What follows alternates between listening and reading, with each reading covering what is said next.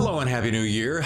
Excuse the mess behind me, but I am in the middle of cutting the latest edition of The Thriller Zone, now in season 2. Man, I am so excited, and I thank you so much for supporting us through the beginning of a new podcast. You know, it's not easy work. It's a one-man show right now. And but you've been so great. Your support and your encouragement has been fantastic. Now, let me get to today's show. My special guest today is none other than the legendary Ace Atkins. Man, I've been trying to get him for a long time. And he's got a new book out called Bye Bye Baby, the latest SPENSER novel in the Robert B. Parker series. He's also got a new one coming out in July called The Heathens, which we won't cover today's show, but we will come back for a reprised visit, I guess we can say. Also, we'll be talking about Quin and a whole lot more. But my favorite part is when we talk about beer and bourbon and books and barbecue. So do me a favor, strap in and get ready for a fantastic interview with a guy that is about as down to earth and nice as they come, Mr. Ace Atkins, right here on season 2 of The Thriller Zone. Hey, good morning. Good morning to you. Apologies on the delay. It's been a while since I've done any calls, so I had to update my Zoom. I had to do a little short update. So no worries. Yeah. One of our friends who like to hang outside. I like that. Yeah. It's a nice day for a change. It's been kind of a dismal week, so it's a nice change of pace for sure. Nice. Is that a ding on your end or my end? That is on my end, and I'm going to try to get that damn thing off, man. And you're in? I'm in Oxford, Mississippi. Oxford, yes. I'm in San Diego. Oh, God, it's so ugly there. Just terrible, awful weather all the time. It is kind of a shame, Ace.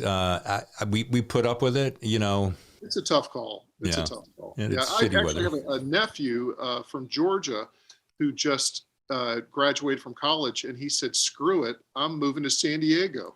And he just pulled up stakes last year and moved to San Diego and is absolutely loving it. So, cheers to you guys. As I'm sitting here in the dismal weather, which is probably terrible for you guys, but it's a good day for me. So cheers to that. Cheers. Yeah, it's we just got back from Colorado Springs, Denver area, where it was unusually warm. And then we're getting ready to head back. We're like, do we go today or tomorrow? And we looked at the weather and we'd go, oh, we're going today. And just as we left, this front came in and just dumped snow and ice and everything. So not good ski snow, like locked in your chateau kind of snow. Yeah, no, not my chateau anyway.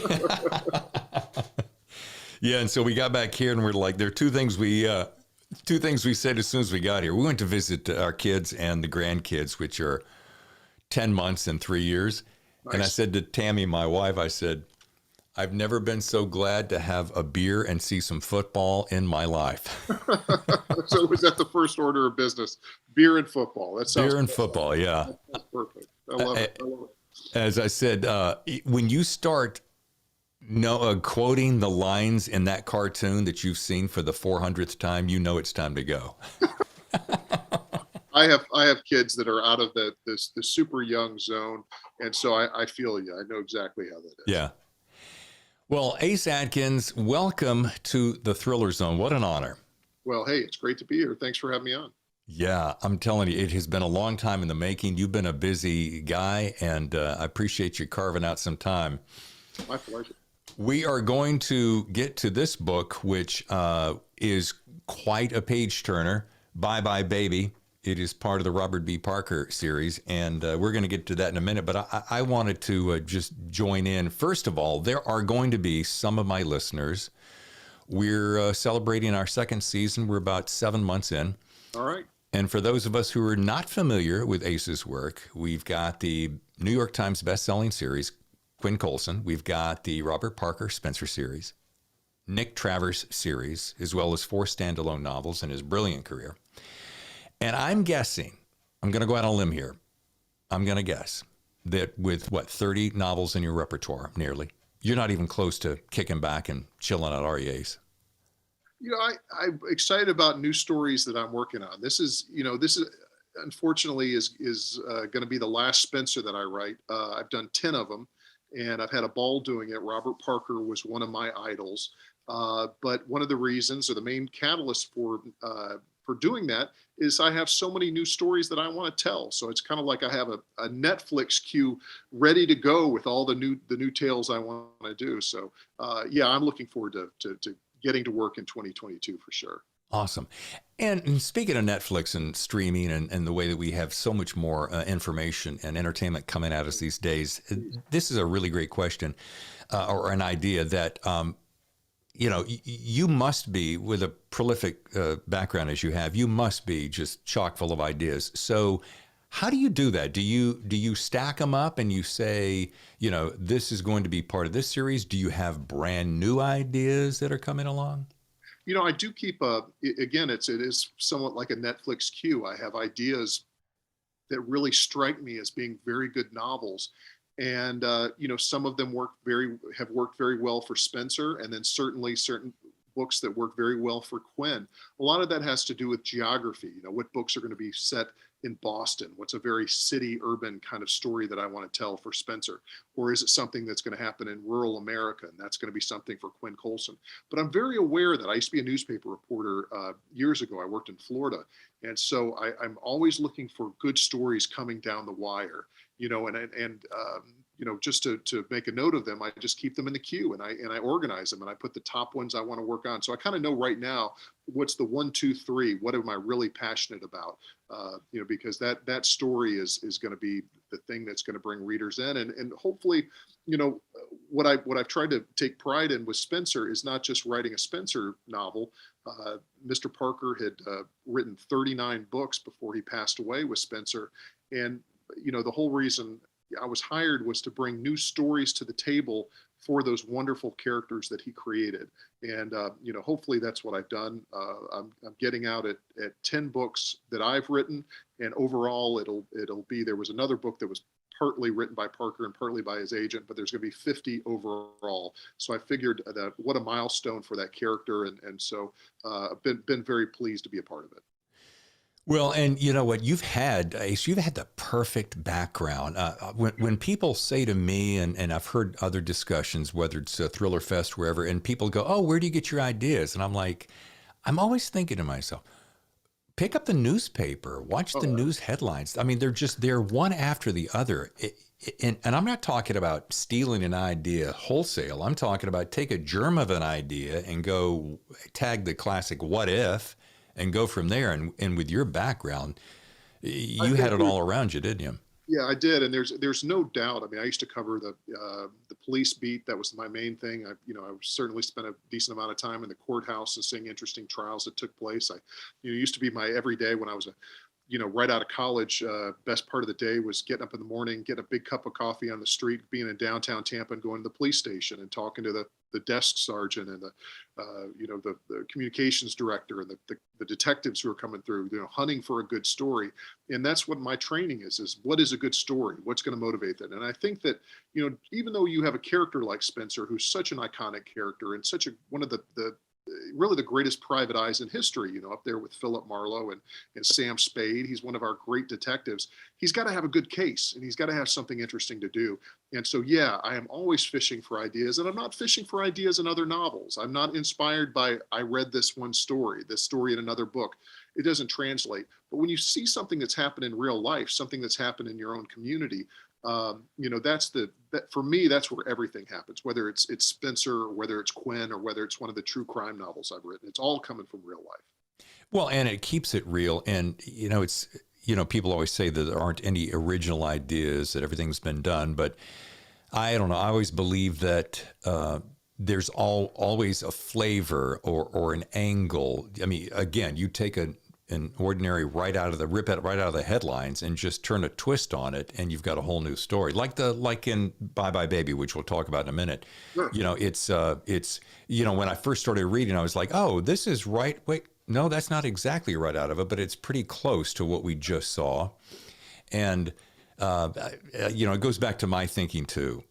There's plenty of room for everybody.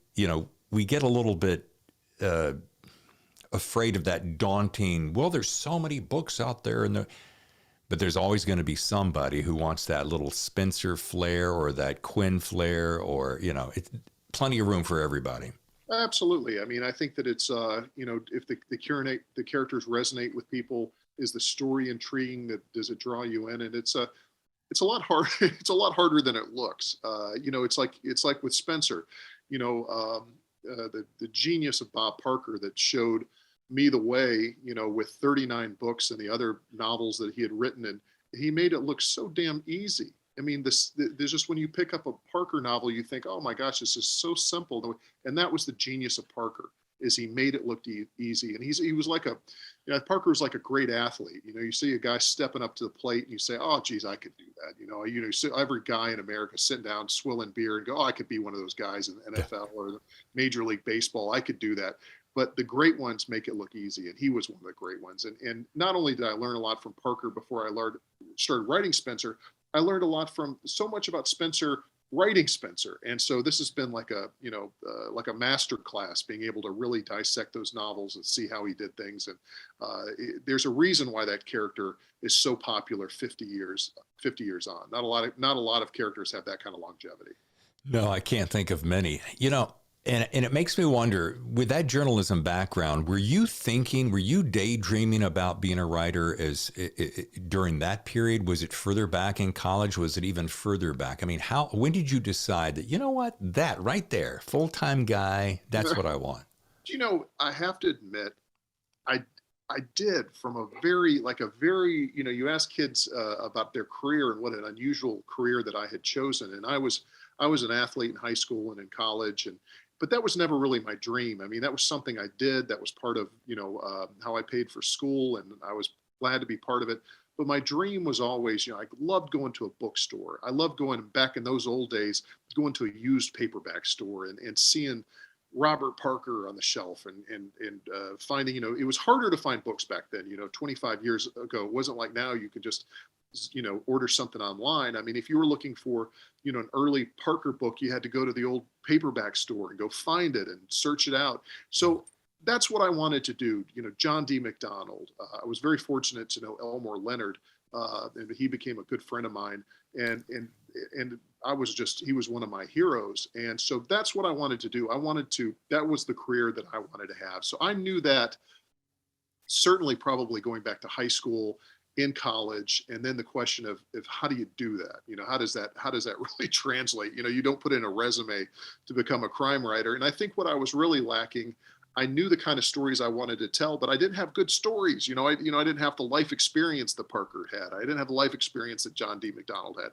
So I really fell into it, but that's why I became a reporter, and that's why I wanted to be on the crime beat, is to collect those experiences, to collect those stories, to hang out in the police department, to hang out at the jail, to do jailhouse interviews, meeting people. I don't think you can write authentically if you haven't been around that world. And I was so damn fortunate to be a part of that. And it's everything I do since that time. I have not been a full-time journalist since 2001.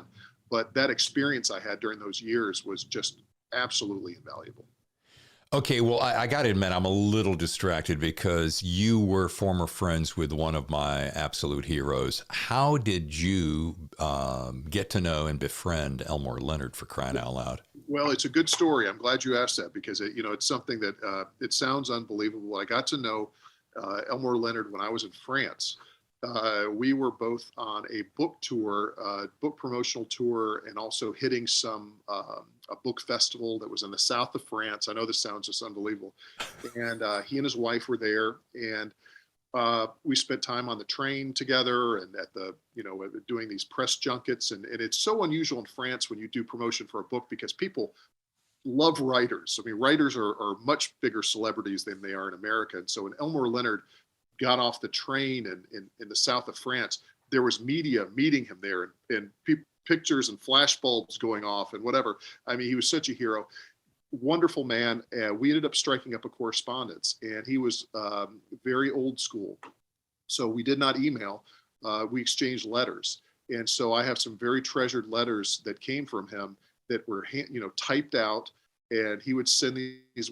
He was very generous. I was very young when I met him. I was still, God, in my 20s, and I think he knew that I was very serious about making this career, and could not have been more generous and more honest with his evaluation of my work. And I learned a lot from him. So he is one of the all-time greats, and will always be, one of the greatest crime writers ever. Wow, that is so fantastic. And so many questions come to mind. I'll try to keep them real pointed. Do you find yourself? Did you find yourself, because he has such a specific style, such a terse and tight style in both the Westerns and the more modern adaptations of stories? Did you find yourself wanting to borrow a little bit of that, or did you take an essence of perhaps some of his instructions, since he was so generous with that, and incorporate it into your writing? I think one of the biggest things about his work that is so impressive is you don't notice him writing. Right. You don't notice him writing. And I think that there are many writers that you celebrate and you go, my God, what a sentence, and what a, florid over the top of the sunset and the moon and the stars and the, all that stuff. And just thought that was just a bunch of bag of tricks, and it was unnecessary. And the whole thing was to immerse you into the novel and not to fall back on those writer tricks that a lot of writers really get pats on the back for being over the top. So what he taught me to do, and from reading my early novels, and he was generous enough to give blurbs, but I also on the side said, okay, all right, Mr. Leonard, I never called him Dutch or anything. I just called him Mr. Leonard. I said, what did you really think? And he said, well, I think you should do this. I think you should do that. But it mainly was his effortless style, and the way you just did not even notice he was writing. And it goes back to one of his great rules of writing, which I always, anytime that I teach a creative fiction class or whatever, I pull out the Elmore Leonard rules of writing, which is, if it looks like writing, take it out. And it's hard to understand that, but after a while, I finally got it. And I think about that every day I sit down at the keyboard. Well, and I have to admit, the Bye Bye Baby, Parker in general, really kind of personifies that. And I haven't read tons of Parker. I probably read some of the early ones. But that's one of the things I so enjoy. And it's so funny. You're making me think of something, Ace. I had Meg Gardner, not to drop a name, but I had Meg on an early show. And I love Meg's style. And she's a very good friend of mine. She's wonderful. Oh, I adore her. And she has such a, if I use the word floral, it sounds a little off the center, but she has such a command of the English language. And I have often said to her, I'm like, babe, how in the world did you get that sentence with that word and so forth, which I love. And then I get to Spencer and Bye Bye Baby, and I'm just going tin, tin. And, the pages are just doing this. And I'm so lost in the story and the lack of florid mechanics that I just, the book is over and you're like, oh, geez, where did that go? So, and I think that it's two different, very different ways of storytelling. Meg is one of my favorite crime writers working today. She is outstanding, one of the smartest people in the business, a wonderful writer, and comes up with some of the most inventive storytelling. I love her books. Parker, the way that the books, flow and read is very much a Parker type thing. And it's a very unusual thing. When I sit down, you'll see a lot more influence in Elmore Leonard with my Quin books. The Quin books are absolutely me and my style and the way that I write and the way I want to tell a story. But when I'm writing a Spencer book, I have the added layer of difficulty, which I'm writing it as the way Parker would have written this book. I'm not writing this. I'm not trying to put my own stamp on a Spencer book and saying, wow, that Ace Atkins, he changed up the way Spencer was done. The best compliment that I ever get from readers is there was a seamless transition into the new books. And it felt like after Bob wrote the book Six Kill, we rolled right into Lullaby. And there was not a change of business. There was not a change I felt. And so that's really what I wanted to accomplish. So I look at things very differently when I'm writing, I say my own books, but they are, when I'm writing a Quin book, that is my own book. No matter what I do when I'm writing a Spencer book, it's still Bob's book. And it is, I would never write for anybody else. I would never have any interest in writing for another author. I just love the Spencer character, and it's just been a blast writing that thing. But I really come to it again with the added level of difficulty, or layer of difficulty, which is to write it as Bob would have written, use the words Bob would have written, the pacing Bob would have used, all those kind of details. Well, so many questions are racing to my mind, so I'm going to get right to it. Do you recall the first Robert B. Parker book you read, and was it well prior to your being approached by his estate to carry on the torch?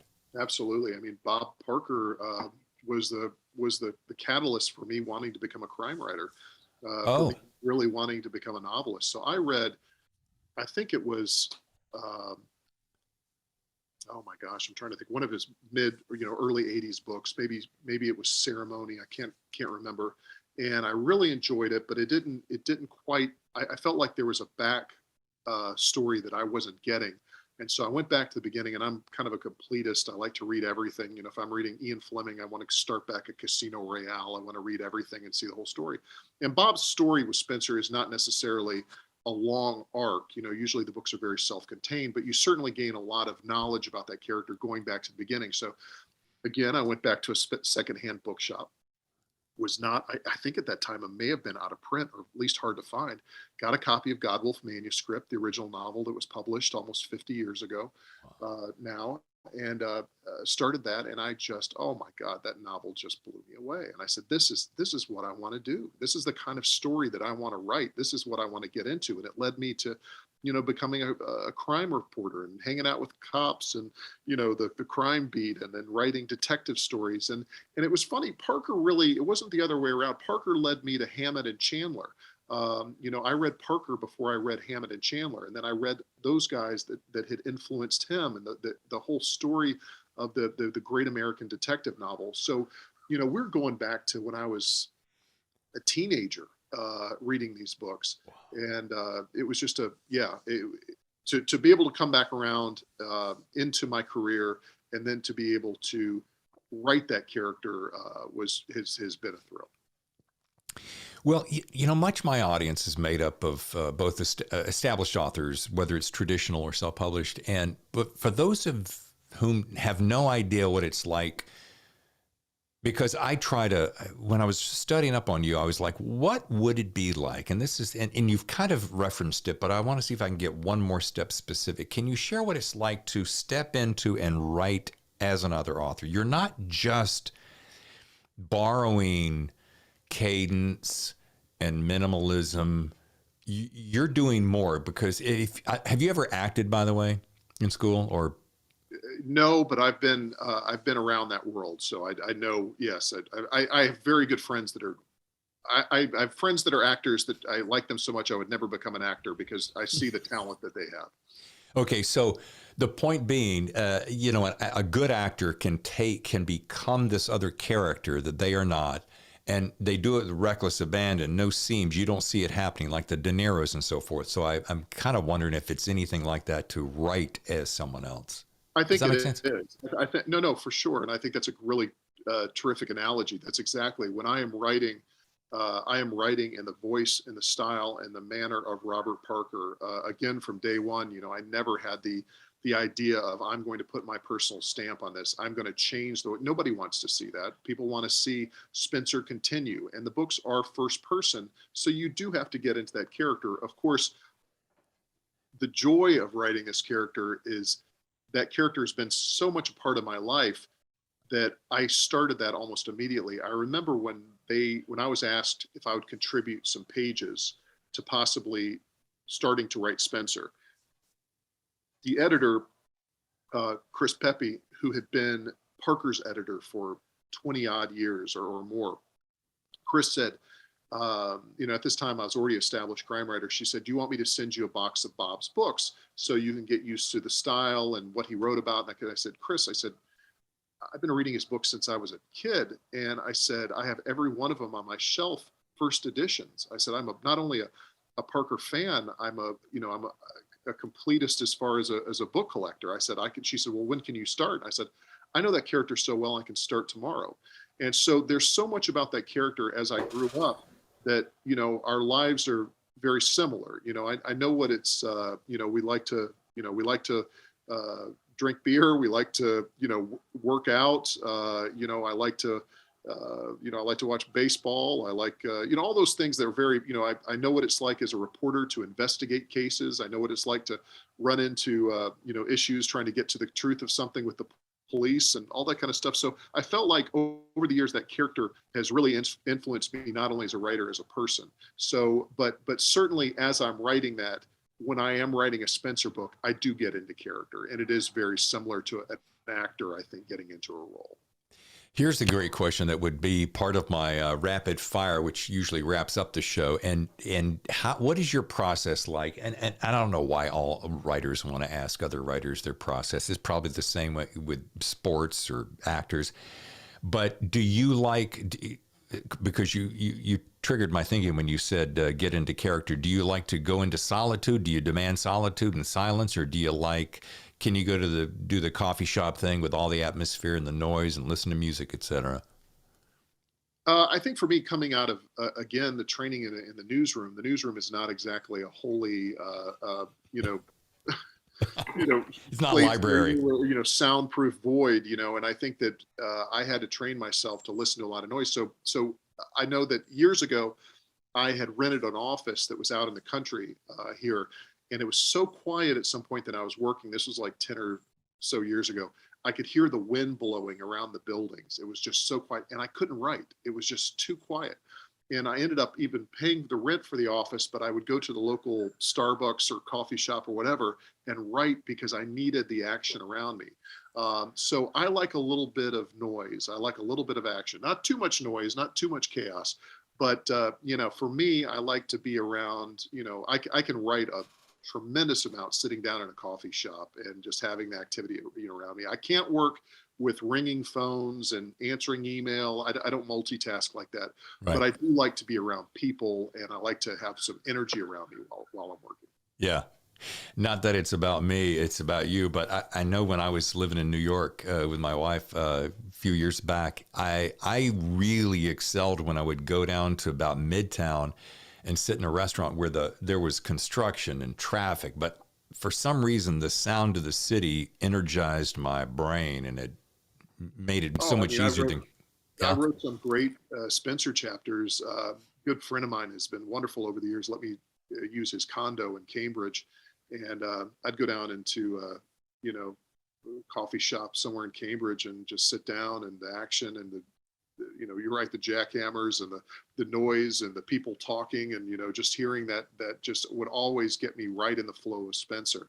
And I love being around that. It just is the best place in the world. For me, if you gave me a, solitude of a cabin on the lake or whatever, I would do absolutely nothing. I have to admit something, Ace, I whipped my head when I read the name Philo Vance mentioned in the book and in reference to Spenser. And then upon further investigation, pun intended, I realized that you are referencing the amateur detective from the SS Van Dynes, right? Series from yeah. I'm assuming you're a big fan. I don't know those books that well, to be honest with you. I know those films with William Powell, and I kind of came to those films through his Nick Charles and the Thin Man films, which I absolutely love. And of course, I love that novel as well. But yeah, no, I am familiar, but probably more familiar with the early talkies that he was Philo Vance. And, that was kind of an interesting thing when I first started writing Spenser. It was kind of mentioned to me as maybe I shouldn't have such old references. Maybe I should be referencing new things, whatever. But Parker never did that. I mean, Parker easily would have mentioned Philo Vance, and that was not of his era. I mean, Parker, was born in the 30s. I mean, he was just a child a baby when these things were coming out. But he just had a love of, I think, classic Americana, whether it was detective novels or classic film or classic music or whatever. And I think that's what has contributed to the longevity of those novels. Is there are cultural references and things that are just distinctly 20th century American, and that's another thing that I wanted to keep going in the books. Yeah, and you know what? Here's a compliment. What I liked about those varied references throughout is that much like back to Meg Gardner, is it forces me to pick up a book or go to Wikipedia and drill down on it. And then what it does is it either reignites an old memory or it makes me research and dig further. So I actually get more of an education, as I did with this book, by just investigating some of those points. That's such a Parker thing to do, which is just to give a throwaway line of a very obscure baseball player or, a jazz artist that is seldom known, and just have a throwaway line of, somebody doing this. And it does send you, what is he talking about? Of course, now it's much easier. When Bob was doing this in the 70s and 80s, you really, sometimes he'd really leave you scratching your head, because it wasn't easy to find out who the hell he was talking about. To the point that there was a guy that I think was a British writer, published a book about 25 years ago that was simply just the obscure references in Spenser novels. And so it's called the Spenser Companion. And so when you're reading early Spensers, it's kind of a hard book to find, but he would have a little reference guide of exactly what the hell Bob was talking about. Now we can just Google it, but I think he really delighted at just throwing those little jokes out there. He had a very sly, very funny, very terrific. Just he had a wonderful sense of humor. Yeah, well, I'll be researching that one. The one-liners that end up being in this book that I truly adore is one of my favorite things, and which is why when you're writing the Spenser novels, I take notes constantly about particular lines that I like. And if you don't mind, I'd like to read just a couple that just had me falling on the floor. Oh, please. Here's one. Farrell's face turned red and he invited me back, although it appeared he'd rather eat a buffet of glass than spend more time with me.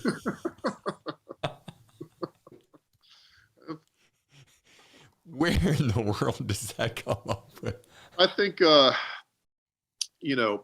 think that it goes back to, I think that type of, those little one-off lines are certainly in the spirit of Raymond Chandler. And Chandler had those, I'm not in any way is that, to the great level of Chandler, but I think that that's all what we're trying to go for. I think that that's what certainly got Bob influenced. There would be no Spenser without Philip Marlowe. And that world weariness is such a part of the classic detective novel. It has to be in there, and hopefully gives you a little laugh. I think that's the longevity of Chandler, and I think that's the longevity of Parker, is if it gives you a laugh and a smile, and it's not about darkness and gloom. And I think especially during these days, which have been tough on everybody, whatever, it's hard for me to read a book that doesn't make me laugh. And I think that's why, going back to our conversation earlier about Elmore Leonard, is, God, you just love those books because they're so much fun. They just always would make you laugh. Here's another one. I had to read it twice because I enjoyed it so much. One character says to Spenser, "You don't talk much, do you?" He says, "Never say anything that doesn't improve the silence." That's good enough of itself. However, Rosen said, "You always keep to that?" To which he responds, "Yeah, but it's tough. I have so many interesting things to say." There was one of the real wonderful assets when I first started writing Spenser was getting to know the people in Parker's inner circle. And when Bob passed away, the people that were around him had been such a part of his team for a long time. And I meant his support team, including his Joan Parker, who became a great friend of mine and was one of the funniest women I've ever met in my life. And also a man named Mel Farman. And Mel was Bob's best friend for over 50 years. And before I would start writing a Spenser book, I'd go up there and hang out with Mel. And that sounds like something Mel would say. That's kind of that kind of edge, that kind of wry, kind of offhand humor. I think Bob and Mel used to just riff on each other at a bar. And Mel really helped kind of set that tone, I think, for the books. And he just recently passed away. And I was so grateful in fact, he's one of the people that the book is dedicated to. And I was so grateful to have him and Joan, who really, I think, it helped me get that tone that was right for the books. You make a real interesting point. It's the same way I feel with Hawk, in between Spencer and Hawk. Feels like you're eavesdropping on two guys, two good friends, hanging out at a bar, just trying to one up each other with great, slappy lines. All right, I'm going to do one more because the little asides sprinkled in among the scene setups and the dialogue runs are just priceless. So, Glass says, "Holy hell, Spencer, does the coffee maker always make that slurping noise?" To which he responds, "Only when it's happy." And, it's those moments where you're going down a trail and there's something serious happening. But back to your point, those little asides sprinkled in do something to the reader that kind of, you're getting this little momentary respite of, okay, there is humor in everything because we do that as humans, right? It isn't all just gloom and doom, etc. Anyway, love that. I think going back to, again, I keep on talking about the newsroom, but I think that, to be able to survive in the newsroom and the newspaper back in the old days, you had to have kind of what a friend of mine called Gallows humor. And I think that if you took everything in that was happening, you would just go absolutely nuts.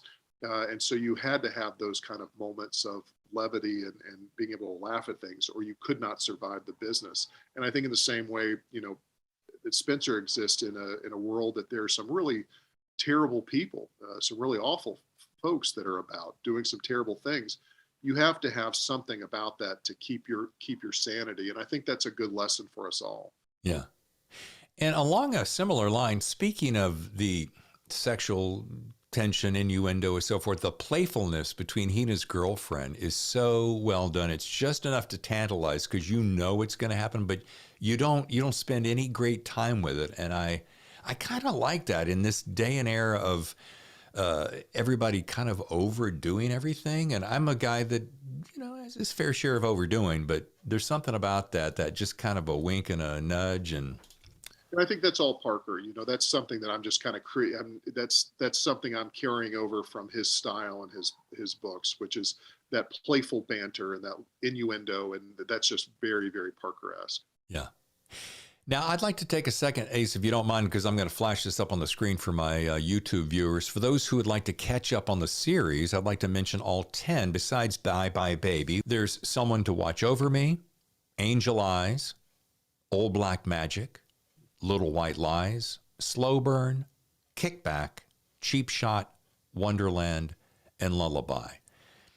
If you, listener, viewer, like I and like Ace, like to go back and what's the phrase you used about completion, continuation? I can't remember. I'm sure it was a great. Yeah, it was brilliant. Being a completist or that's something. It, being a completist. If you want to be a completist like us big boys, then you want to go back and read them all.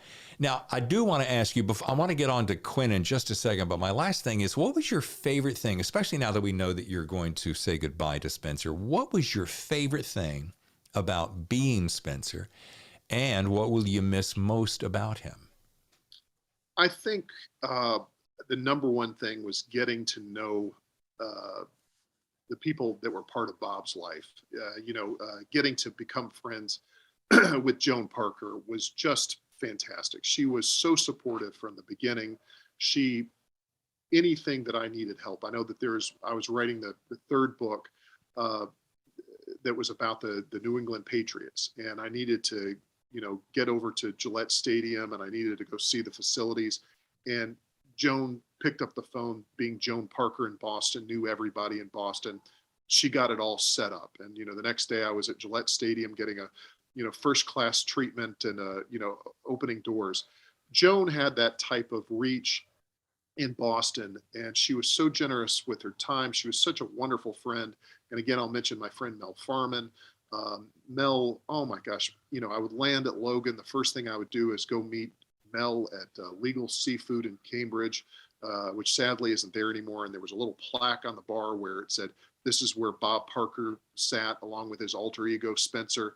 And we would just sit there and talk. And the next day we would be researching, and we would go everywhere. There were certain neighborhoods where Mel would turn to me, and Mel at this time was late 70s, early 80s, and he'd say, "Kid, if you want to go there, you're on your own. Some rough, really rough neighborhood. There were certain lines, but pretty much Mel was game to go anywhere. And so that was really the highlight. And then also getting to know the city of Boston. And I did not know Boston that well when I started writing these books. And then 10 years on, I know Boston very, very well.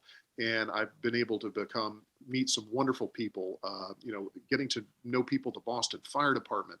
The Boston Fire Department was so terrific when I was writing Slow Burn. I got to hang out with arson investigators, and I hung out with the commissioner and went to an arson scene. They were just, people in Boston were so generous with the fact that they knew I was writing Spencer, and he's such the Boston hero that people wanted to help. And so I will miss that. And I'll miss, I miss my friends dearly that got me into this world and helped me with it. But, I hope my connection with the city of Boston will continue. Awesome. So well done. Well, as we kind of start heading our way toward wrapping up, I do want to spend a quick minute on Quin Colson, for crying out loud. How far into your writing were you when Quin appeared to your subconscious? And one step further, where did he come from? I wrote very early on when I was in my 20s, early 20s. I had this character, Nick Travers, who was, I'm from the South, and he was kind of a Southern version of very influenced by Spencer. Instead of an ex-boxer, he was an ex-football player. He lived in New Orleans. It was very New Orleans centric, very, very influenced, very, very much inspired by Parker's work.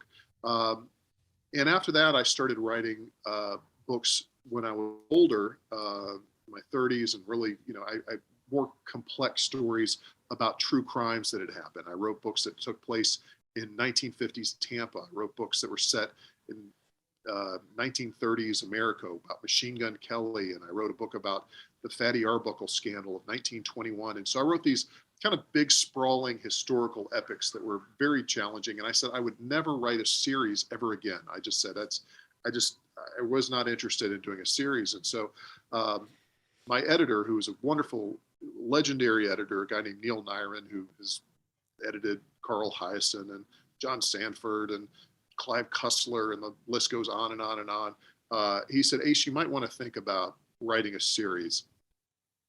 Mainly, one of the reasons is series are very popular. And as much as I am passionate about stories that happened during the Great Depression and things like that, he said, you just can't be the contemporary crime series. And he said, I really want you to think about this.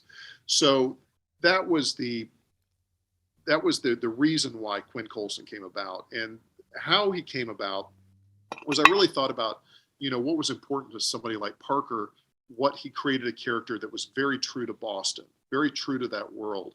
And for me, I wanted to create a character like that was very true to where I live in North Mississippi. And so I really concentrate on a small county.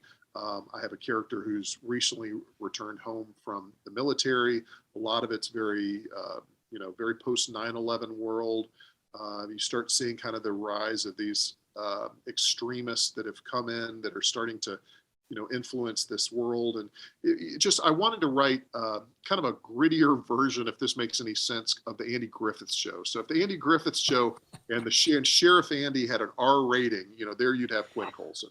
But I've been doing those books now. I can't believe it. I said I would never write another series, but after I wrote the first book, it was actually Neil Nyren who put me up to write Spencer. And he was the one who mentioned, he said, I know that the Parker family wants somebody to write Spencer. So he saw things in my work, even though they were deeply Southern, very different from Bob's work that he saw that would translate into Parker's kind of storytelling. And it was a great match.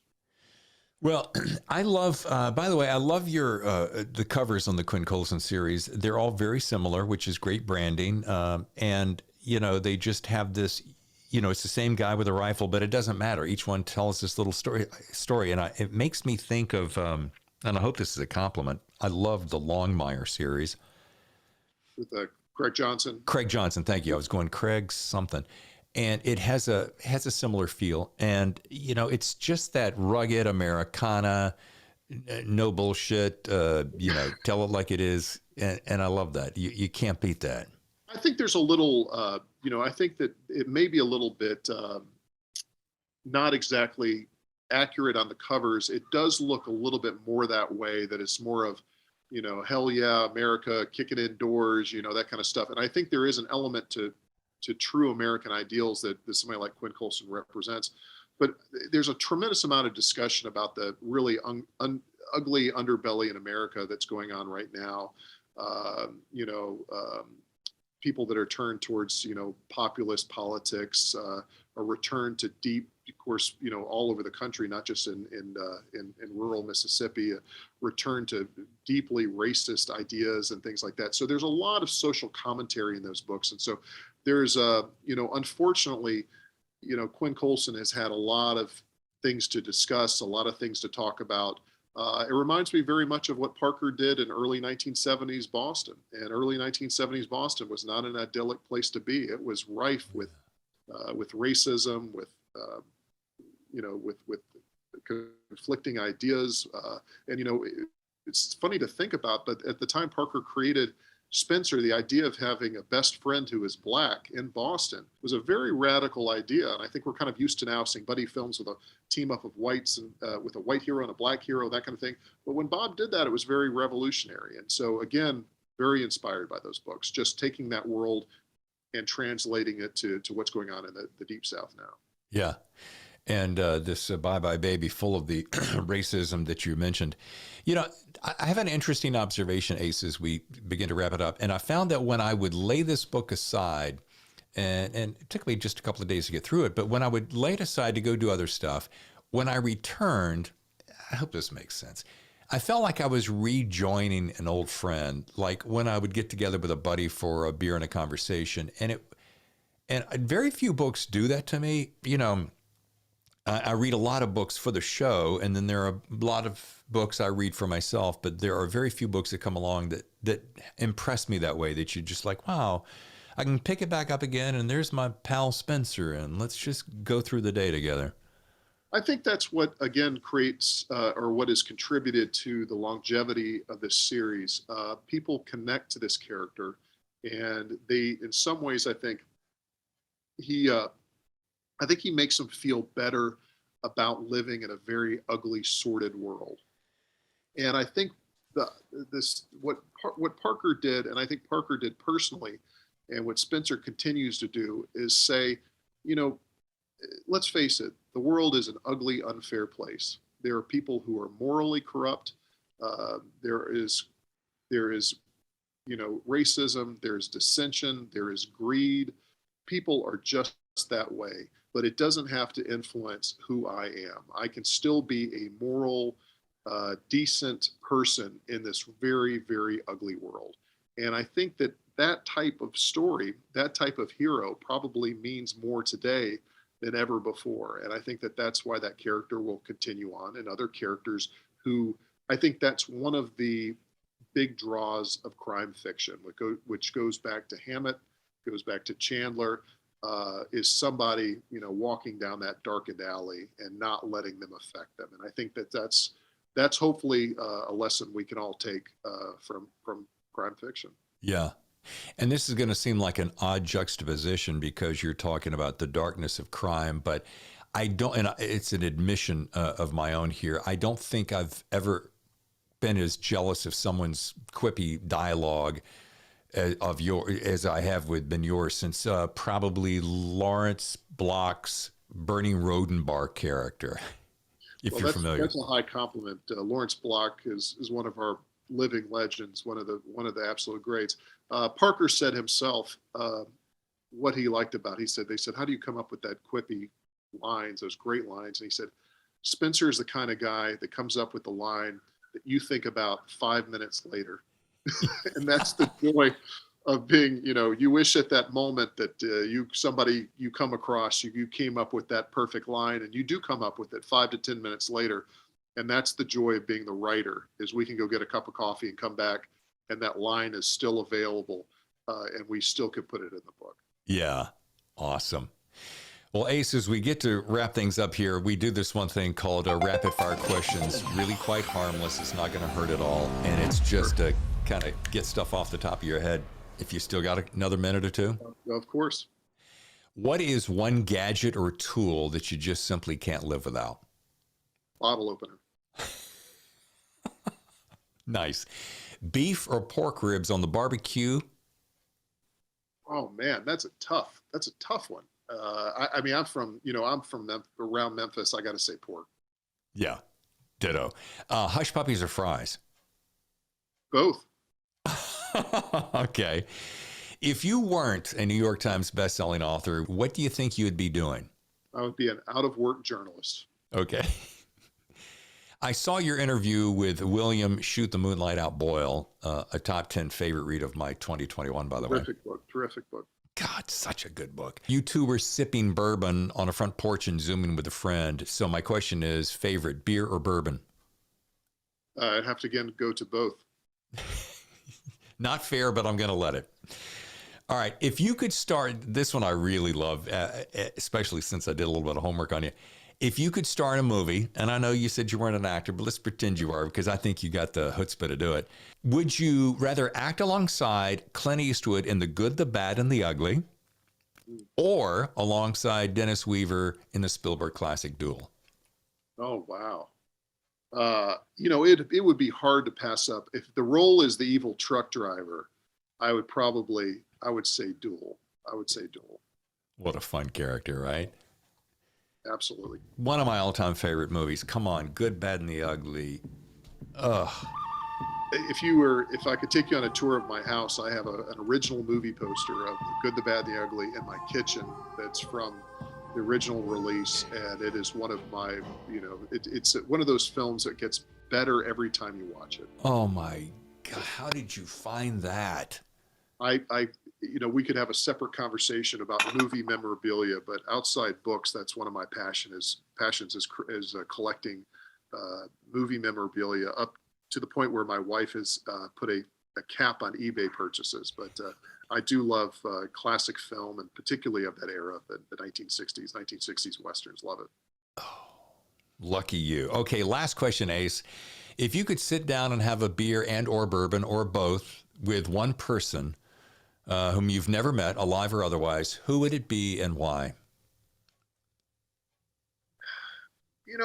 I think, probably we would, going back to Spencer and to Parker and what I do and what he did and whatever, is I think I would have liked to have hung out with Raymond Chandler. I think Chandler, I don't know how his mood would have been on that particular day, but I think his worldview has influenced so much of what I did and what Parker's done that I would have loved to. I've read his letters, and I think he would have been, maybe not always pleasant, but he would have been very entertaining to hang out with. Superb answer. Well, Ace Atkins, I can't tell you how much fun this was and how honored I am that you've been here. So thank you for carving time out for us on the Thriller Zone. My pleasure. So much fun. And thanks for having me on. I really had a great time. Folks, if you'd like to know anything more, go to aceatkins.com, and there's Twitter and Instagram and Facebook. So you can be pretty much found everywhere, can't you, buddy? All that stuff, except for TikTok. I draw the line. Oh, I'd like to see you. No, that's never going to happen. No. Never, ever will happen. All right. Ace, once again, thank you so much. Hey, my pleasure. Thanks, Dave. Thanks so much to Ace Atkins for joining us on the Thriller Zone. So much fun. We learned a lot. Elmore Leonard, one of my all-time lifetime heroes. And he got to build a relationship and a friendship with him. That is so cool. All right. Hey, listen, let me do this because we're doing it on the fly.